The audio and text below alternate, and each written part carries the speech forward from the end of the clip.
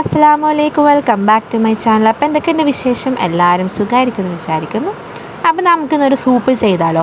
അപ്പോൾ നമുക്ക് ഡിഫറൻ്റായിട്ട് കഴിക്കണം, അല്ലെങ്കിൽ ചെറിയൊരു സൂപ്പ് കഴിക്കണം എന്ന് വിചാരിക്കുമ്പോൾ നമുക്ക് ഓടിപ്പോയിട്ട് ഇതുപോലൊരു ചെറിയൊരു പാക്കറ്റ് മേടിച്ചിട്ട് നമുക്കതിൽ സൂപ്പ് ചെയ്യാം.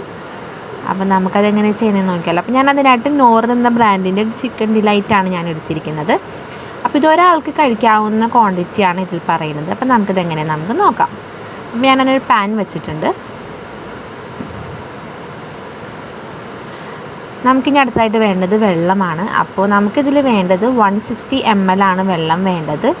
അപ്പോൾ ഞാനിതിലൊരു 1 കപ്പാണ്, അതായത് 250 ml 1 കപ്പിൽ ഒരു 3/4 ഭാഗത്തോളം വെള്ളം ഞാൻ എടുത്തിട്ടുണ്ട്.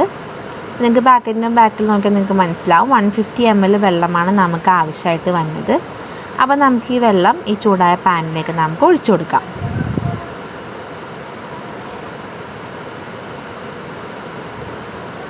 അപ്പോൾ ഞാൻ വെള്ളം ഒഴിച്ച് കൊടുത്തിട്ടുണ്ട്. ഇനി നമുക്ക് ഈ പാക്കറ്റ് കംപ്ലീറ്റ് ആയിട്ട് നമുക്കതിലേക്ക് ചേർത്ത് കൊടുക്കാം. അപ്പോൾ പ്രത്യേകം ശ്രദ്ധിക്കണം, സിമ്മിലിടാനായിട്ട് നിങ്ങൾ പ്രത്യേകം ശ്രദ്ധിക്കണം. അപ്പോൾ ഞാനത് മുഴുവനായിട്ടും അതിലേക്ക് ചേർത്ത് കൊടുത്തിട്ടുണ്ട്. ഇനി നമുക്ക് എളുപ്പം തന്നെ അത് മിക്സ് ചെയ്ത് കൊടുക്കാം, അല്ലെങ്കിൽ കട്ട പിടിക്കാൻ സാധ്യത വളരെ കൂടുതലാണ്. അപ്പോൾ പെട്ടെന്ന് തന്നെ നമുക്കതിനെ മിക്സ് ചെയ്ത് കൊടുക്കാം. അപ്പോൾ ഇതിനകത്ത് തന്നെ ചെറിയ ചെറിയ പീസസിലുള്ള ചിക്കനും ഒക്കെ ഉണ്ട്, മസാലകളും ഫ്ലേവേഴ്സും എല്ലാം തന്നെയുണ്ട്. നമുക്ക് എക്സ്ട്രാ ആയിട്ട് പ്രത്യേകിച്ചൊന്നും ചേർക്കണം എന്നില്ല, എങ്കിൽ നിങ്ങൾക്ക് വേണമെങ്കിൽ അല്പം ഉപ്പൊക്കെ അതിൽ ചേർത്ത് കൊടുക്കാവുന്നതാണ്. അപ്പോൾ അത് നിങ്ങൾക്ക് കണ്ടാൽ മനസ്സിലാവും, ചെറിയ പീസ് ചിക്കൻ ഒക്കെ ഉണ്ട്. അപ്പോൾ ഇത് അത്യാവശ്യം ഒന്ന് സിമ്മിലിട്ട് തന്നെ ഇത് തിക്കാവാനായിട്ട് നമ്മൾ വെയിറ്റ് ചെയ്യണം. ഹൈ ഫ്ലെയിമിൽ ഇട്ട് കഴിഞ്ഞാൽ പെട്ടെന്ന് കുറുകി പോകും. അപ്പോൾ ഇതൊന്ന് പയ്യൊന്ന് തിക്കാവാനായിട്ട് നമുക്കൊന്ന് വെയിറ്റ് ചെയ്യാം.